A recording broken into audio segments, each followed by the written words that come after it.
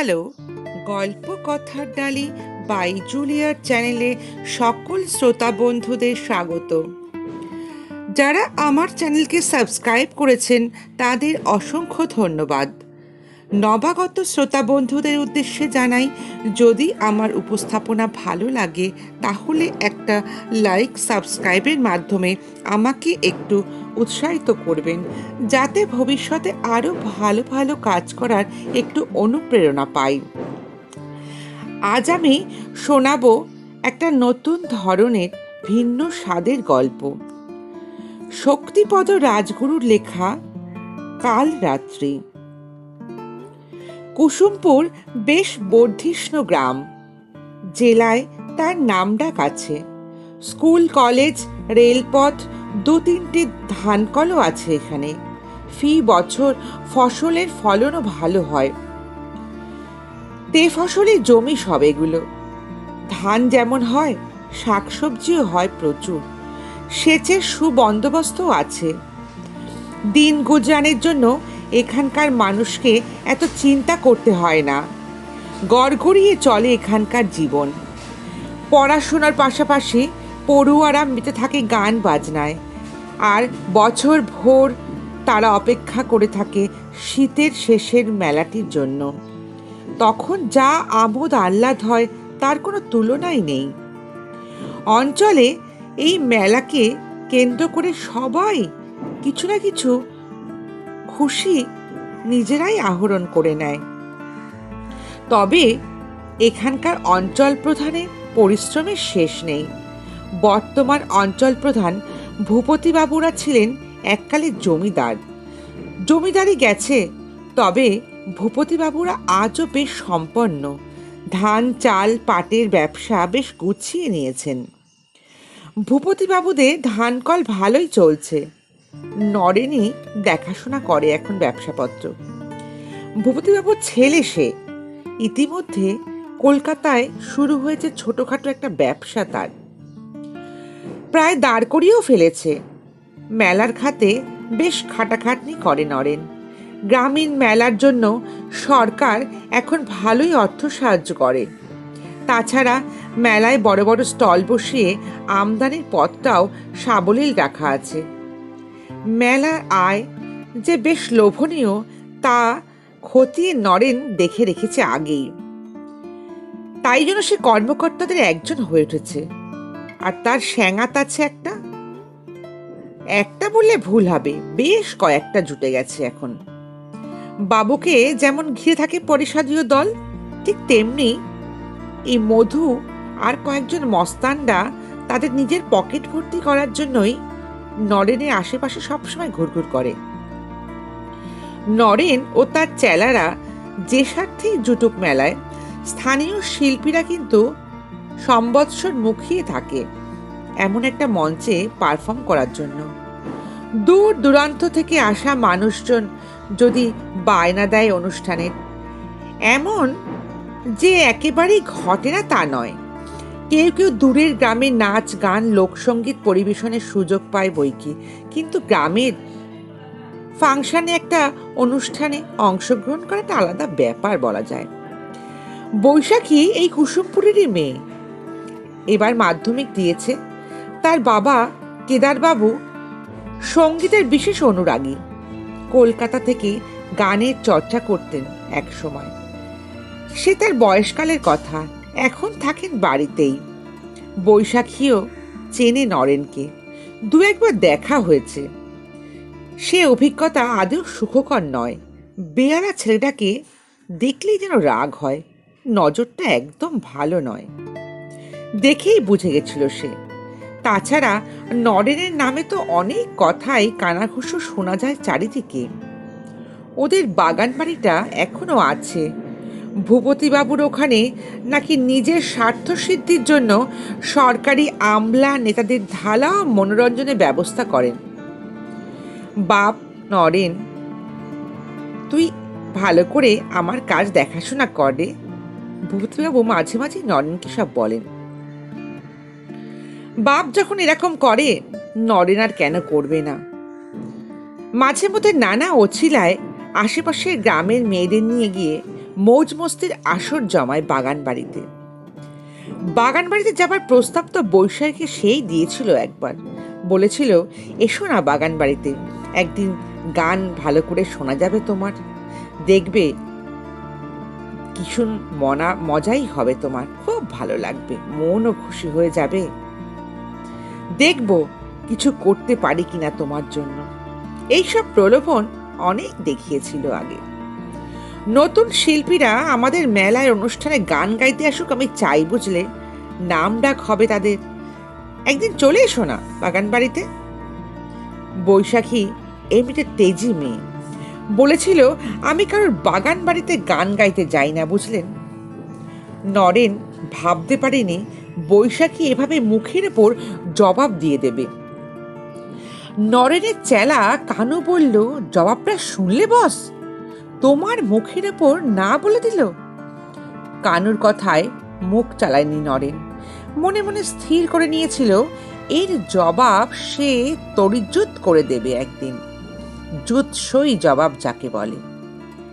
এর মধ্যে বৈশাখী মেলা কমিটির কাছে দরখাস্ত করেছে গান গাইবে বলে। রতন বলেছে সে শুনেছে যাদের চান্স হয়েছে তাদের থেকে নরেন নাকি ভালো রকম টাকা নিয়েছে। সাবিত্রী বললেন, ওখানে যাওয়ার দরকার নেই, ছেড়ে দে, ওসবে না গিয়ে বাড়িতেই যেমন গান গাইছে বৈশাখী তাই করলেই তো হয় বাবা। কিন্তু কেদারবাবু মেয়েকে বলেছেন, প্রকৃত শিল্পীর মর্যাদা ওদের দিতেই হবে, দেখাই যাক না ওরা কি বলে। বাবার কথায় দরখাস্ত পাঠিয়ে দিয়েছে বৈশাখী। মা পুজো করছে পাশের ঘরে, ঘন্টা নড়ছে। তবুও মায়ের কথাটা একটু মনে মনে ভাবলো বৈশাখী। মা যা বলেছে সেটাই কি ঠিক? মা এখনো ঘন্টা বাজিয়ে পুজো করেই চলেছে। মেলার উদ্বোধন হয়ে গেছে এর মধ্যে। রতন অবশ্য মেলায় একটা দোকান দিয়েছে। কদিনে বেশ জমে উঠেছে মেলা। বাইরে থেকে এসেছে নানা রকম স্টল। রতনের স্টলের পাশেই তৈরি হয়েছে একটা নতুন স্টল। এসেছে শহর থেকে। শহরে এক তরুণ শিল্পী এনেছে তার হাতে আঁকা সুন্দর ছবি। নানা ভাস্কর্যের কাজ, মাটির চীনামাটির তৈরি হরেক মূর্তি, নানা ভাস্কর্য। শিল্পীর নাম রাহুল সেন। তার স্টলে লোকজনও ভিড় জমিয়েছে। নিজের স্টল ছেড়ে একবার রাহুলের স্টলেও ঢু মারল রতন। রতনকে দেখে ভালোই লেগেছিল রাহুলের। রতনের থেকে 2-1 বছরে বড়ই হবে রাহুল, কিন্তু একেবারে দিল খোলা ছেলে সে। রাহুল আর্ট কলেজের ছাত্রী। ছাত্রী না, ছাত্রী বললে ভুল হবে, সে তো ছাত্র, তাই বল। হ্যাঁ হ্যাঁ, শোন না, মাথাটা খারাপ হয়ে গেছে রে বৈশাখী, এই কদিন এত মেলার চাপ। আর যেটা বলছিলাম শোন, রাহুল আর্ট কলেজের কৃতি ছাত্র শুনলাম। ওর ছবি ইতিমধ্যেই এক্সিবিশনে দারুণভাবে প্রশংসিত। কিছু ছবি বিদেশেও গেছে। রাহুল শহরের লোক। মেলার সরকারি অধিকর্তা মিস্টার রায়ের বিশেষ পরিচিত। তার কথাতেই এখানে এসেছে। কিন্তু এই গাগঞ্জে এসে পড়েছে সমস্যাতেই। কিরকম সমস্যা জানিস? খাওয়া দাওয়া করবে কোথায় বল? চিড়ে মুড়ি শুকনো খাবার এখানে চলছে, কিন্তু এইসব খেয়ে কি দিনের পর দিন কাটানো যায়? বৈশাখী সব চুপচাপ শুনল। শুধু রাহুল নয়, সঙ্গী 2 সহকারী অবস্থা তথই বচ। রতন অবস্থা অনুমান করে রাহুলকে বলেছিল, তোমরা বরং আমার বাড়িতে এই কদিন খাওয়া দাওয়া করে নিয়ে, বুঝলে। প্রথমে রাহুল মানতে চায়নি অবশ্য, কিন্তু নাছো রতনের কাছে নিস্তার কোথায়। রাহুল ওদের 3 জনকে নিয়ে বাড়িতে আসে দুপুরে। সাবিত্রী তাদের জন্য খাবার তৈরির আয়োজনে ব্যস্ত হয়ে পড়েন। মাকে সাহায্য করে বৈশাখী। বৈশাখী রূপে মোহিত হয়ে যায় রাহুল। রতন পরিচয় করিয়ে দেয়, বলে, দেখো এটা আমার বোন, ভালো গান গায়, জানো, খুব সুন্দর। রাহুল বলে, তাহলে তো মেলায় এই সঙ্গীত প্রতিযোগিতায় নিশ্চয়ই স্থান পাবে গান গাইতে। বৈশাখী সলজ্জভাবে বলে, ইচ্ছা তো আছে। রতন বলে, ইচ্ছা থাকলেই তো শুধু হবে না, সিলেকশন কমিটিতে অডিশন দিয়ে যখন লিস্টটা টাঙাবে তারপর কে কি চান্স পাবে সেটা দেখা যাবে, তাই না? রাহুল বলল, অডিশনটা দিয়েছ? হ্যাঁ দিয়েছি, কে জানে চান্স পাবো কিনা। রতন যেন আরো কিছু বোঝাতে চাইছিল, কথা না বাড়িয়ে। সেদিন রতনের সঙ্গেও কথা হলো রাহুলের। সঙ্গীত প্রিয় মানুষটি, মা অত্যন্ত ভালো মানুষ, আর বৈশাখীকে দেখে একেবারে বিমুগ্ধ সে। পরিবারের প্রত্যেকের সঙ্গে মিশেই তার অদ্ভুত ভালো লাগলো। রাহুলকেও খুব ভালো লেগেছে তাদের সকলের। এর মধ্যে রীতিমতো মেলার সঙ্গীত প্রতিযোগিতাকে গাইবে তার তালিকা প্রকাশিত হয়ে গেল। সেখানে অতি অবশ্যই বৈশাখীর নাম নেই। বৈশাখী খবরটা শুনে চমকে উঠল। মুহূর্তে তার মুখটা কিরম যেন ফিকে হয়ে গেল। রাহুল তার দিকে একবার তাকালো, দেখলো চোখটা জলে ভরে উঠেছে বৈশাখীর। এর জন্য রতন তাকে কিছু বলল না, তবে পুরোটাই দুষল নরেনকে। এদিকে রাহুলকে বৈশাখী কাঁদতে দেখে একবার বলে ফেলল রতন, ছাড়ো ছাড়ো, ওর মনে একটু কষ্ট হয়েছে তো তাই কাঁদছে। বৈশাখীর গানের রেওয়াজ শুনেছে সে, চান্স ওর পাওয়া উচিতই ছিল। রাহুল সান্ত্বনা দিয়ে বৈশাখীকে বলে, এসব তুমি মন খারাপ করো না, বুঝলে শিল্পীদের জীবনে না এসব রোজকার ঘটনা, এইসব মন থেকে ঝেড়ে ফেলতে হয়। পরের দিন মেলার প্রধান কর্মকর্তা মিস্টার রায় রাহুলের স্টলে এলেন। স্টলে জিজ্ঞাসা করে জানলেন রাহুল যে ক্যানভাসে ছবিগুলো আঁকে সেগুলোতে বিভিন্ন ধরনেরই ছবি সে আঁকে, তবে মাঠের মধ্যে একটা নারী দেখে তার যেন বাক্যহারা হয়ে গেছিল সে। রাহুল তাকে বলেছিল, এখানে কি যোগ্য শিল্পী আপনাদের পৃষ্ঠপোষকতা পায়? মিস্টার রায়কে হঠাৎই প্রশ্ন করাতে তিনি একটু অবাকই হয়ে গেছিলেন। কথায় কথায় রাহুল জানালো, এবারের সঙ্গীত প্রতিযোগিতায় তালিকায় একটা অনিয়ম সে লক্ষ্য করেছে। অনিয়মের বিষয়ে কানাঘুষো দু একটা অভিযোগ যে মিস্টার রায়ের কানে পৌঁছয়নি তা নয়। রাহুলের কথায় ব্যাপারটা যেন আরো মনে গেঁথে গেল ওনার। নরেনবাবু যে কি করছে না, নরেনকে একবার ডাকলেন মিস্টার রায়। এবারকার সঙ্গীত প্রতিযোগিতায় অডিশনের ফলটা একবার নিয়ে আসুন তো, আমি দেখব। নরেন বলল, ওসব ফাইনাল হয়ে গেছে, এসব আর আপনি দেখবেন কি এখন? মিস্টার রায় ফাইল নেড়ে ঘেটে দেখেন, বৈশাখী মিত্র সবচেয়ে বেশি নম্বর পেয়েছে অডিশনে, কিন্তু তালিকায় তার নামটাই তো নেই। নরেন এবার চমকে ওঠে, নিজেকে বাঁচাতে সে বলে, ইস, দারুণ মিস্টেক হয়ে গেছে, আপনি কিছু ভাববেন না, আমি বৈশাখীকে চান্স করিয়েই দেব, আজই লোক পাঠাচ্ছি ওর বাড়িতে। বৈশাখীর বাড়িতে লোক গেল চিঠি নিয়ে। প্রতিযোগিতায় বৈশাখীর চান্স পাবার খবর আছে তাতে। এই খবর পেয়ে কেদারবাবু খুশি হলেন, রতনও ভীষণ খুশি হলো, খুশি হলো তার মাও। রাহুলও খবরটা শুনল, সেই তো শুধু জানে যে আসল নেপথ্য কাহিনী। এদিকে বৈশাখী দারুণ উদ্যমে রেয়াজ করে যাচ্ছে, আগামীকালই তাকে গাইতে হবে। রাহুল না ভাঙলে কি হবে, রতন খুঁজে ঠিক বার করে নিয়েছে। রাহুল মিস্টার রায়ের কাছে ঘটনাটা তুলে না ধরলে বৈশাখী এবারে চান্স পেত না গাইতে। বৈশাখী নিজেকে উজাড় করে গান গাইল প্রতিযোগিতার দিন। মিস্টার রায় গান শুনে তো অবাক, একেই বাদ দিয়েছিল ওরা। এদিকে নরেন চোটে লাল, বৈশাখীকে ফাঁদে ফেলার সুযোগ খুঁজছে সে। রাহুলের ওপরও তার বেজায় রাগ, মিস্টার রায়ের স্নেহভাজন না হলে তাকে সে দেখে নিত। মেলা শেষ, রাহুল ফিরে গেছে। বৈশাখীর মনটা ভালো নেই, তার মনে পড়ে রাহুলের কথা। কয়েকদিন যেন একটা স্বপ্নের ঘোরের মধ্যেই কেটে গেছে তার।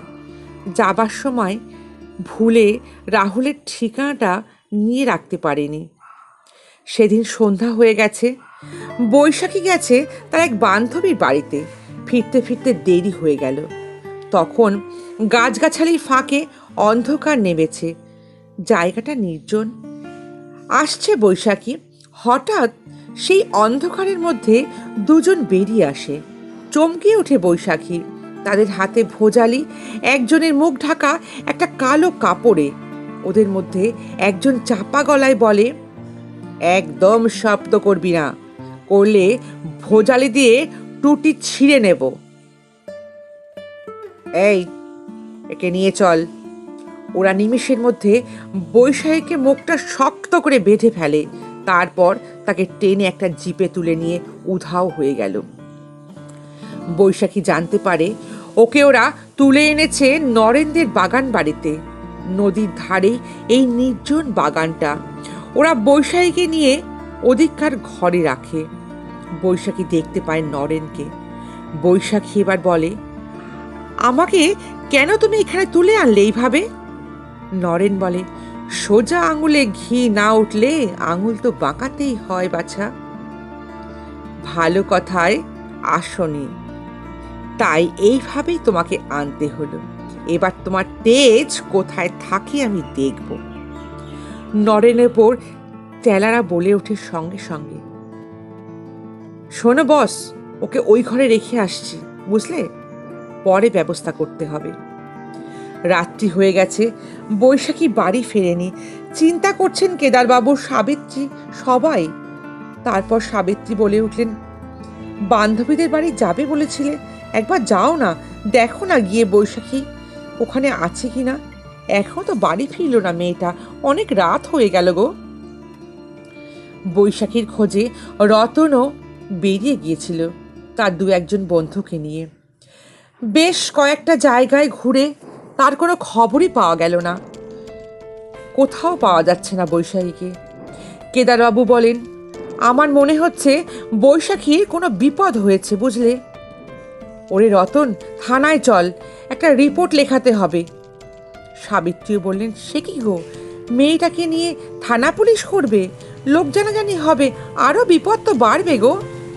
কেদারবাবু বললেন, বিপদের কথা ভেবে কি হাত পা গুটিয়ে বসে থাকবো? চল রতন, মনে হয় এসব এই নরেনেরই কীর্তি। এসব কথা এর আগেও তার কানে এসেছে। থানাতেই এসেছেন কেদার, রতন। থানার অফিসার শাস্ত্রীবাবু তখন বেশ আরাম করে নিদ্রা দিতে ব্যস্ত। এ সময় কেদারদের আসতে দেখে সহকারী বলে ওঠেন, কাল সকালে আসবেন, বড়বাবু এখন বিজি। কেদারবাবু বলেন, ডেকে দিন না বড়বাবুকে। থানার অফিসার বিরক্ত হয়ে ওঠেন। বলেন, কেদারবাবুর মুখে তার মেয়ে হারিয়ে যাওয়ার কথা শুনে এখন তো কিন্তু বড়বাবুর মাথাটা আরো গরম হয়ে যাবে। আপনারা চলে যান বলছি। অবশেষে কেদারবাবুর মুখে মেয়ে হারানোর সব কথাগুলো তিনি শুনতে বাধ্য হন। তারপরে বলেন, দেখুন করে প্রতিবাসীর সঙ্গে হয়তো ভেগে গেছে আপনার মেয়ে। যাবে কোথায়? ঠিক ঘরের মেয়ে ঘরে একসময় ফিরে আসবে। যান যান, বাড়ি যান এখন। রতন বলে, না না, ওকে তুলে নিয়ে গেছে ওই নরেনের দলবল। ওদের বাগান বাড়িতে চলুন স্যার, ঠিক এক্ষুনি হাতে নাতে ধরতে পারবেন, আর বৈশাখীকেও নিশ্চয়ই পাওয়া যাবে। চলুন না স্যার। থানার বড়বাবু ভূপতিবাবুদের কাছে ভেজাল চালের বাবদে মোটা একটা ঘুষ পান। তাই নরেনের নাম শুনে বড়বাবু বলে উঠলেন, গ্রামে আর কোনো লোক পেলেন না? না, নরেনবাবুর নামে নালিশ করতে এসেছেন? যান যান, কাল সকালে আসবেন। দেখুন গিয়ে মেয়ে হয়তো এতক্ষণ ঘরে ফিরে এসেছে, আর না হলে কাল সকালে আসবেন, দেখা যাবে কি করা যায়। থানা থেকে এরকম ভাবে তাড়িত হয়ে বাড়ি চলে এলো মন খারাপ হয়ে কেদারনাথ। ওরা ফিরে আসেন, তখনও ঘরে ফেরেনি বৈশাখী। গ্রামের 2-4 জন বৈশাখীর খবরটা পেয়ে এসে হাজির হয়েছে। ইতিমধ্যে সবাই জেনে গেছে বৈশাখীর বাড়ি ফেরেনি। কেউ কেউ বলে, মেলার সেই ছেলেটা, সেই যে ও, সেই শিল্পী ছোকরাটা ওর সঙ্গে পালিয়ে যায়নি তো? দুজনে তো বেশ মেলামেশা করছিল, দেখেছিলাম। কেউ বলল, কেদার, তখনই বলেছিলাম মেয়েটাকে আর লেখাপড়া গান বাজনা না শিখিয়ে বিয়ে দিয়ে দাও, তা তো তখন শুনলে না, এখন দেখলে তো কি হলো। ও মেয়ে আর ঘরে ফিরবে না দেখো। কেউ আবার বলল, ঘরে ফিরলেও সমাজ তাকে কিভাবে মেনে নেবে বলো তো, সেটাই তো চিন্তা হচ্ছে গো।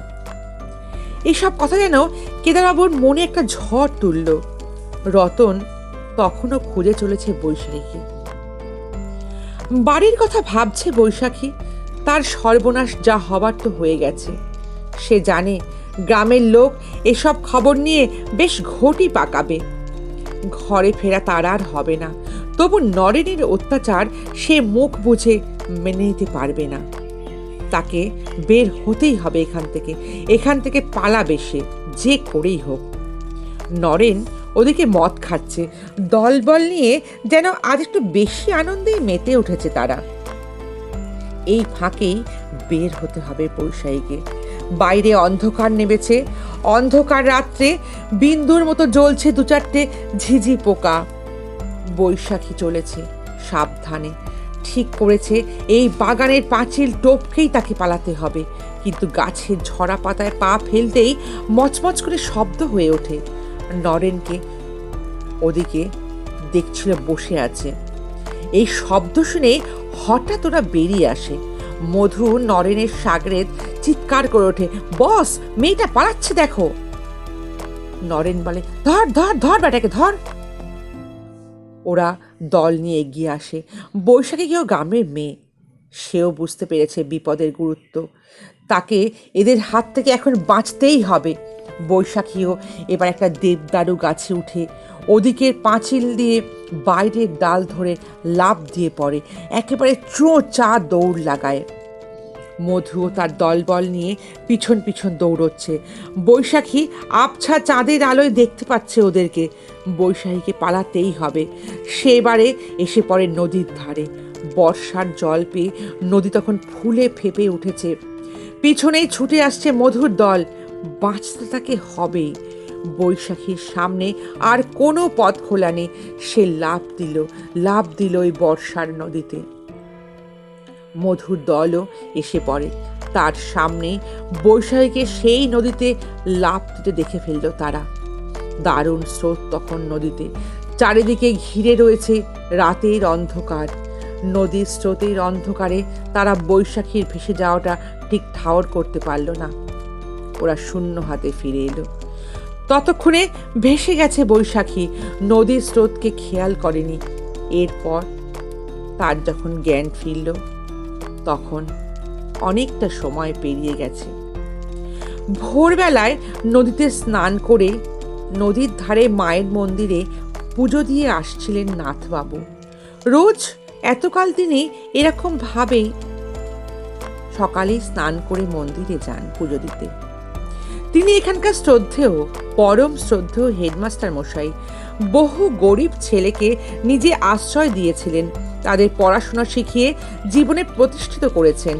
এখন নাথবাবুর বয়স হলেও বিভিন্ন সেবামূলক কাজে তিনি যুক্ত আছেন। শহরের নানা প্রতিষ্ঠানের সঙ্গে যুক্ত। এখনও সমাজ সেবার লক্ষ্যে অনাথ আশ্রমের কাজও করেন। নাথবাবু সেদিন ভোরে নদীতে স্নান করে আসছিলেন। লোকজন তখনও বিশেষ আসেনি। দু চারজন লোক পথে বেরিয়েছে মাত্র। ওরা মন্দির থেকে বেরিয়ে আসছে পুজো দিয়ে। অতঃপর নাথবাবুর ডাকে এদিকে তারা চলে আসে। দেখে ঘাটের কাছে একটা মেয়ের সংজ্ঞাহীন দেহ পড়ে আছে। বোধহয় নৌকাডুবি হয়ে থাকবে। নরেনবাবুর ডাকে দু চারজন দেহটাকে টেনে তোলে ডাঙায়। তাদের সাহায্যে নাথবাবু দেহটাকে হাসপাতালে নিয়ে যান। প্রাণটুকু রয়েছে কেবল। ডাক্তারবাবু বলেন, দেখি চেষ্টা করে বাঁচাতে পারি কিনা। নাথবাবু বলেন, দেখুন ডাক্তারবাবু, চেষ্টা করে দেখুন একটু। জ্ঞান না ফিরলে তোর নাম পরিচয় কিচ্ছু জানা যাবে না। এদিকে রাহুল তার বিয়ে নিয়ে মাথা ঘামায় না। সে এখন ছবির কাজ নিয়েই ব্যস্ত। দেশ বিদেশে তার ছবির কদর বেড়েছে। ছবির কাজ তো আছেই, সেই সঙ্গে অনাথ আশ্রমের কাজও চেপে ধরেছে তার ঘাড়ের ওপরে। চাপিয়েছেন গিরি মহারাজ। কিন্তু এরই মাঝে সে কুসুমপুরের দিনগুলোর কথা মনে মনে আউড়ে নেয়। এদিকে দিদিমা রাহুলকে বিয়ের জন্য খুব জোরাজোরি শুরু করেছেন। দিদিমা ব্যস্ত হয়েছে, কেন হয়েছেন তার তো বয়স হয়েছে তাই। দিদিমা তুমি তো ব্যস্ত হচ্ছ কেন বলো তো, ওসব পরে হবে খন। দিদিমা কিন্তু নাছোড়। না রে, আর অপেক্ষা করা চলে না, আমার তো বয়স হলো রে। রাহুল এবার কলকাতার কাজ শেষ করে কুসুমপুর যাবে বলে মাঝে মাঝে ভাবছে মনে। অনেক দিন যায়নি, কুসুমপুরটা কেন জানি বারবার মনে আসছে, চেপে চেপে ধরছে। চোখের সামনে ভেসে ওঠে বৈশাখীর সেই ডাগর দুটি চোখের চাউনি, সবুজ ধান ক্ষেত, গ্রাম, নদী, রঙিন স্মৃতিমাখা সুরে ভরা একটা জগৎ রাহুলকে যেন এখনই টেনে নিয়ে যাবে সেখানে। সেই গ্রাম, সেই নদী, সেই মাঠ, মেঠো পথ ধরে রাহুল আসে সোজা কেদারবাবুদের বাড়িতে। এই বাড়িতে আজ আর কোনো আনন্দ নেই, গানের গুঞ্জনও ওঠে না। রাহুল এগিয়ে আসে, ওর মনে হয় বাইরে করোনার শব্দটা হলেই বোধ হয় হাসি মুখে দরজা খুলে দাঁড়াবে বৈশাখী। কিন্তু না, দরজা খুলে দাঁড়ালেন কেদারবাবু। চোখ মুখ ম্লান, গালে উস্কো খুস্কো দাড়ি। রাহুলকে দেখে বললেন, এতদিন পর এলে বাবা, এসো এসো, ঘরে এসো। রাহুল বাড়িতে পা দিতেই ওদিকে সাবিত্রী অসহায় কান্নায় ভেঙে পড়লেন। এগিয়ে এসে রাহুলের কাছে বসলেন। রতনও চলে এলো। রাহুল অবাক হয়ে জিজ্ঞেস করলো, কি ব্যাপার রতন, কি হয়েছে? রাহুলদা বৈশাখী আর নেই গো। কমাস আগে গ্রাম থেকে তাকে রাতের অন্ধকারে কারা যেন তুলে নিয়ে গেল। কত খুঁজলাম, কোথাও তার কোনো খবর পেলাম না। কে জানে সে এখন বেঁচে আছে কিনা। ওই শয়তানের দল তাকে শেষ করে দিয়েছে মনে হয়। সে কি, বৈশাখী নেই? যেন আর্তনাদ করে ওঠে রাহুল। আজ বড় আশা নিয়ে এসেছিল এখানে। সেদিন যে কথাটা বৈশাখীকে বলতে পারেনি, আজ সেই কথাটা বলতেই তো এসেছিল। কিন্তু এই যে পুরোপুরি বিরুদ্ধ পরিবেশ, বেদনাময়। শূন্য হাতে সে ফিরে আসে কুসুমপুর থেকে। এদিকে দিদিমাকে আশ্বস্ত করেছিল এই বলে, তোমার নাতবউ যদি আমি নিয়ে আসি। দিদিমা কোনো আপত্তি করেনি, বলেছিলেন তাড়াতাড়ি কর বাবা। কিন্তু কথা রাখতে পারল কই রাহুল? বৈশাখী যে বেপাত্তা। এখন ব্যথিত হৃদয়ে রাহুল আরো কাজের মধ্যে নিজেকে ডুবিয়ে দেয়, স্মৃতি ভোলবার চেষ্টা করে। সেদিনও স্টুডিওয়ে বসে কাজ করছিল, নতুন কয়েকটা ছবি করতে হবে, সামনে এক্সিবিশন। এমন সময় এসে পড়েন মিস্টার বক্সি। নিউ ইয়র্কের ম্যানহাটনে বিরাট ব্যবসা তার। পৃথিবীর বেশ কয়েকটা দেশে ওনার তেলের ব্যবসা। আর্জেন্টিনা, নাইজেরিয়া, ইন্দোনেশিয়া, সুরাটে ওনার ব্যবসা রয়েছে। তেলের রিফাইনারি আছে কয়েকটা, কোটি কোটি ডলারের ব্যবসা। ব্যবসায়ী মিস্টার বক্সি আবার ছবির ব্যাপারেও বিরাট বড় সংগ্রাহক। পৃথিবীর সেরা সব ছবি তিনি আঁকা তার কাছে সংগ্রহে রাখেন তার বাড়িতে। রাহুলেরও বেশ কয়েকটা ছবি তিনি নিয়েছেন। এখন মিস্টার বক্সির ছবির ব্যবসা, অর্থাৎ ছবির ব্যবসায় হাত দিতে তিনি আগ্রহী। আর এটা তার অনেক দিনের ইচ্ছা, নামি দামি শিল্পীদের তিনি স্পন্সর করেন। এখন এসেছেন রাহুলের ছবি একমাত্র বিদেশি এজেন্ট হতে।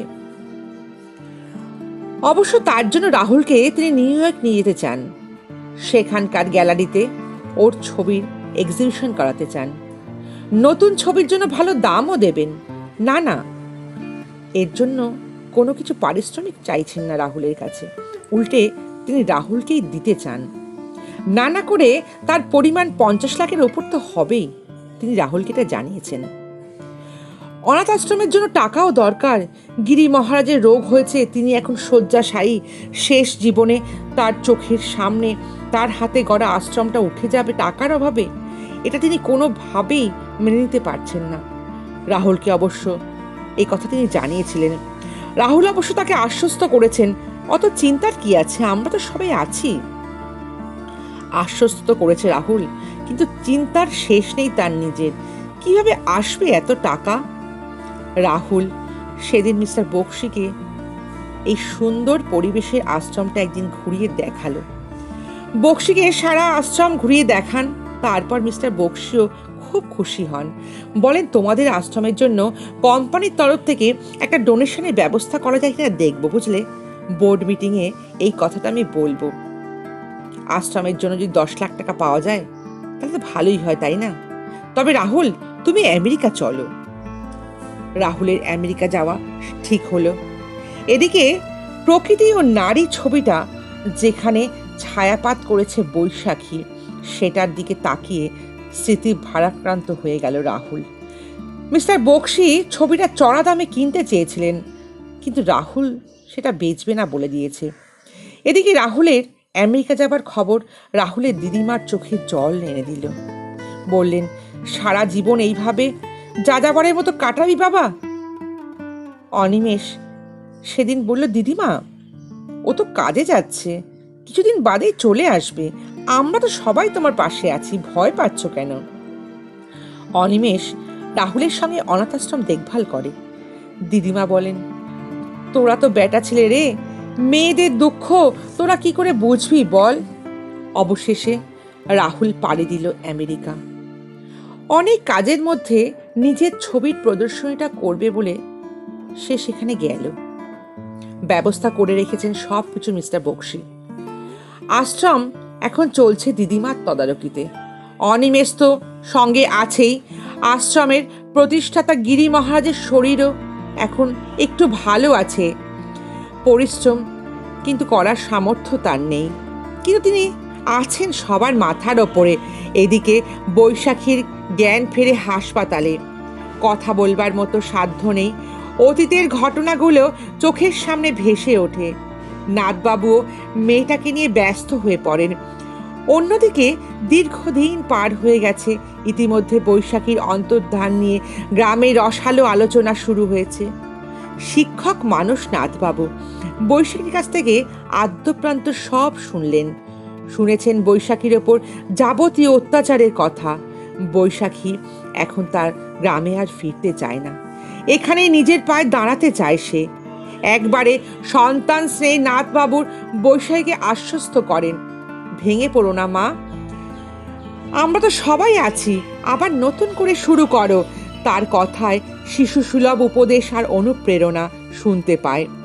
বৈশাখী এখন সুস্থ। নাথবাবু তাকে নিজের বাড়িতেই এনেছেন। বৈশাখীও এই ছন্ন ছাড়া মানুষটার সংসারের ভার নিয়ে তুলেছে নিজের হাতেই। নাথবাবু নিজের পড়াশোনা, বেশ কয়েকটা স্বেচ্ছাসেবী সংস্থার সঙ্গে যুক্ত আছেন। এইভাবেই তার সময়টা কেটে যায়। সেই সুবাদে অনিমেষও এখানে আসে, সেও শ্রদ্ধা করে নাথবাবুকে। নাথবাবুও ওদের আশ্রমের ব্যাপারে সাহায্য করেন।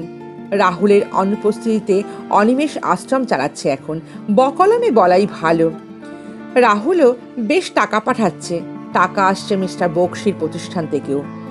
আমেরিকায় বেশ নামডাক হয়েছে রাহুলের। কথায় কথায় এই খবর নাথবাবুকে জানিয়ে দেয় অনিমেষ। বলে এখন প্রাইমারি সেকশনটা বাড়াবার কথাও ভাবছে তারা। নাথবাবু অনিমেষকে বলেন, তোমাদের যদি গান শেখাবার কোনো ব্যবস্থা দরকার হয় বলো, আমি একজনকে দিতে পারি। মেয়েটি অনাথ, ভালো গায়, জানো, গান শেখানোর কাজে থাকলে ওরও মনটা ভালো লাগবে। অনিমেষ সম্মতি জানায়। বৈশাখী ভাবতেও পারেনি যে এত সহজে তা একটা হিল্লে হয়ে যাবে। বৈশাখী এসেছে আশ্রমে, সুন্দর ছায়া ঘেরা আশ্রম। গিরি মহারাজ, যিনি এই আশ্রমের প্রতিষ্ঠাতা, এখন বয়স্ক এবং অসুস্থ। আশ্রমের দায় চাপিয়েছেন রাহুলের কাঁধে। তিনি বৈশাখীকে দেখে খুব খুশি। বৈশাখী তাকে প্রণাম করে দাঁড়াতে তার পা থেকে মাথা পর্যন্ত একবার তাকিয়ে তিনি বললেন, মা, এই অনাথ শিশুগুলোকে নিয়েই আমার জীবন কাটিয়ে দিলাম। নিজের জন্য তো সবাই সব কিছু করে, এদের জন্য কিছু করলে দেখবে সত্যিই তুমি মন থেকে আনন্দ পাবে। গিরি মহারাজ পিসিমার সঙ্গে আলাপ করিয়ে দেন বৈশাখীর। পিসিমাকে বলেন বৈশাখী গান শেখাবে এখানকার ছেলে মেয়েদের। বৈশাখীকে দেখে পিসিমাও খুব খুশি, বলেন, আমার বাড়িতে যাবে মা, আমি তোমাকে নিয়ে যাব আশ্রমে। পিসিমা আসলে রাহুলের দিদিমা, এ কথা বৈশাখী জানতে পারে পিসিমার বাড়িতে গিয়ে। সেখানে রাহুলের ছবি দেখে সে চমকে ওঠে। আশ্রমের মাঝে রাহুলের নামটাও সে মাঝে মাঝে শুনেছিল, কিন্তু এ রাহুল যে তার চেনা রাহুল সেটা সে তখন বুঝতে পারেনি। বৈশাখী আজ যেন অথই জলে ভাসতে ভাসতে কুলের একটা সন্ধান পেয়েছে। মুখে রাগ কাড়েনি বৈশাখী, শুধু মন দিয়ে আশ্রমের কাজ করে যাচ্ছে। সেবা করে গিরি মহারাজ আর পিসিমার। সে জানে আশ্রম আর আশ্রমিকদের কাজ করা মানে রাহুলেরই কাজ করার। এর মাঝে একদিন রাহুলের স্টুডিওতে কেয়ারটেকার বলে রাহুলের কাজ করতে গিয়েছিল বৈশাখী।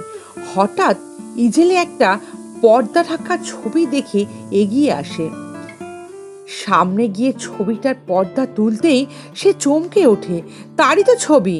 পিছনে কুসুমপুরের সবুজ স্নিগ্ধ পরিবেশ সব ছাপিয়ে বের হয়ে এসেছে সেই প্রকৃতির পরিবেশে। বৈশাখীর ডাগর চোখ দুটো, চোখের মহিমাময় ছবি। চমকে ওঠে বৈশাখী। রাহুল তাকে এইভাবে চোখের ছবিতে প্রতিফলিত করে রেখেছে তা সে কখনো স্বপ্নেও ভাবেনি। তার মনে হয়েছিল রাহুল হয়তো বা ভুলে গেছে তাকে। আজ তার ভুল ভাঙল। বৈশাখী সেদিনকার কথাগুলো মনে পড়ে গেল। মা বাবা দাদার কাছ থেকে দূরে থেকেও রোজ এই প্রথমবার তার মনে সামান্য আনন্দ খেলে গেল। অনিমেষ গিরি মহারাজের পরামর্শ মতো আশ্রমের জমি ডিরেক্টটাও বাড়িয়ে নিয়েছে। রাহুলকে তারা এখানকার সব খবরাখবর সময় মতো জানায়ও। রাহুলও চায় এবারকার বাৎসরিক উৎসবটা ভালোভাবেই পালিত হোক। অনিমেষও সেই মর্মেই বার্তা দিয়েছে। কেজো মানুষ অনিমেষ একভাবে সব কাজ একভাবে করে যাচ্ছে। অনুষ্ঠানে গণ্যমান্যদের নেমন্তন্ন করছে, বিভিন্ন খবরের কাগজকে খবর দিচ্ছে, টিভির লোকজনদের ডাকছে, একা হাতে সব। চারিদিকে একটা উৎসবের মেজাজ। অনুষ্ঠানে নৃত্যগীতি হবে, সব কিছু সে একা দেখভাল করছে। অবশ্য নাচ গানের দায়িত্বটা সে দিয়েছে বৈশাখীর কাঁধে। নরেন কবছরে বাবার মতোই বেশ নেতা গোছের হয়ে উঠেছে। শহরে তার এখন ব্যবসাপত্র ভালোই চলছে। এবার শহরের এমএলএ পদের জন্য তৈরি হচ্ছে সে। এর জন্য নরেনকে অনেক লোকের সামনে আসতে হবে, লোকের প্রিয় হতে হবে, দেশ সেবক সমাজ দরদি হতে হবে, তবে না সে নেতা হতে পারবে। এর জন্য সে প্রাণপণ লড়ছে এখন।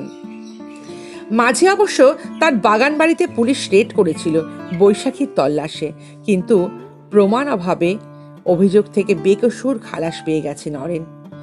এখন সে জানে শহরের মানুষের মন জয় করতে গেলে স্থানীয় বেশ কিছু প্রতিষ্ঠানের সঙ্গে যুক্ত হতে হবে। এই শহরে এখন গিরি মহারাজের আশ্রমের খুবই নামডাক হয়েছে। এরা সত্যি ভালো কাজ করে।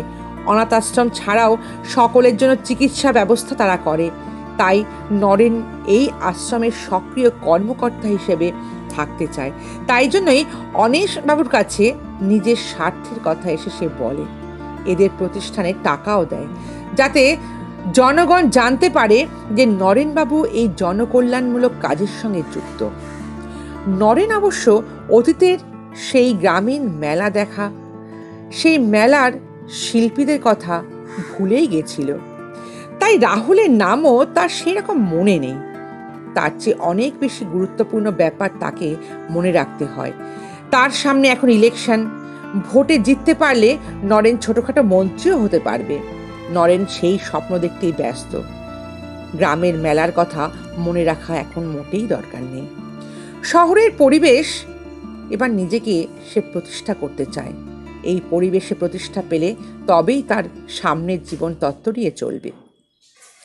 নরেনের কারখানার কাজ দেখাশোনার ভার এখন মধুর ওপরে রয়েছে। অনিমেষের কাছে মধু সেদিন এসেছে আশ্রমে নরেনের দূত হয়ে। হঠাৎ বৈশাখীকে এখানে দেখে চমকে ওঠে। বৈশাখীকে সে চিনতে ভুল করেনি, যদিও তার চেহারাটা এখন খুব সুন্দর হয়েছে, বয়সও একটু বেড়েছে। বৈশাখী তাহলে সেই রাত্রে নদীর ডুবে মরেনি, কোনো মতে ওখান থেকে বেরিয়ে এসে বেঁচে গেছে। আর সবচেয়ে বেশি বিপদের কথাই বৈশাখী এসে জুটেছে এই আশ্রমে।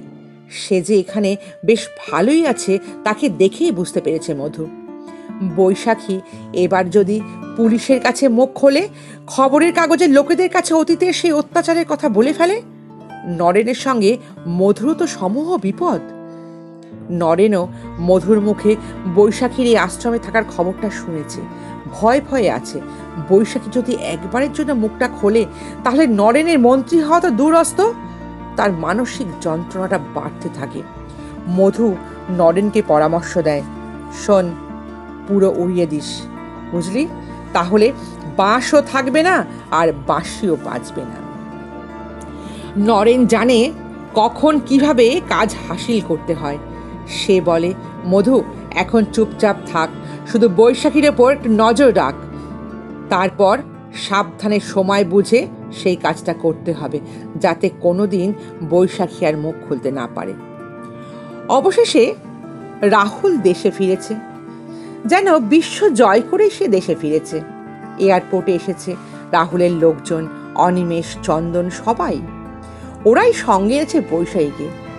বৈশাখীকে প্রথমে একবার দেখেই অবাক হয়ে যায়। রাহুলকে ফুলের স্তবক দিয়ে বরণ করার জন্য অনিমেষই এগিয়ে যায়। এয়ারপোর্টে বেশ ভিড়।